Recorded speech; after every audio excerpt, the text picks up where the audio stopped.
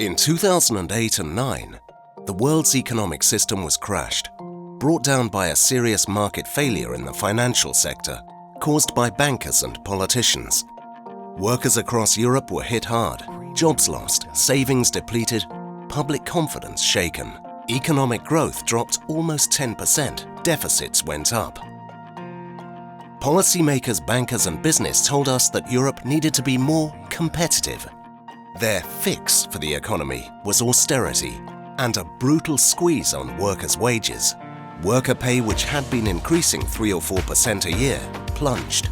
Across Europe, collective bargaining, trade unions and other protections were weakened. 8 years later, corporate profits and senior management pay have strongly recovered, but most workers have not. Income inequality ratios are increasing, and workers' share of wealth is shrinking. After 8 years, it's time for our recovery. Europe needs a pay rise. But many of the same people who caused the crash keep telling policymakers and the public that raising pay would send us back into recession.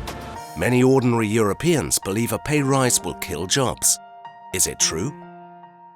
Actually, the opposite is true. Many economists and even some business leaders have realized that if workers have more money to spend, economies will grow and create jobs.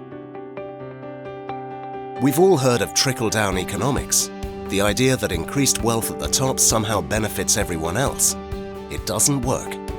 A pay rise for European workers will percolate up through the economy, the way a plant draws water from its roots. Here's how it might work in real life. Meet Alex. He's a cleaner in a small factory. Through his union, he just got a pay rise. Alex has more money in his pocket, and now every Friday, he stops in at Anna's bakery to buy something sweet for his family. Business picks up at Anna's. She's confident enough that she decides it's time for a new bike. At Bruno and Paola's small bicycle factory and store, trade is brisk.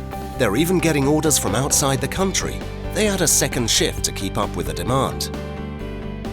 There are many paths to Europe's pay rise. Strong collective bargaining, closing the pay gap between men and women, pushing back on zero-hour contracts and precarious work, increasing minimum wages, and working to push up wages throughout companies and the supply chain. We're going to carry this message to European policymakers and employers, and online, in the media, and in our workplaces. You can find out more about the campaign and how you can get involved at www.payrise.eu. Europe needs a pay rise. It's time for our recovery.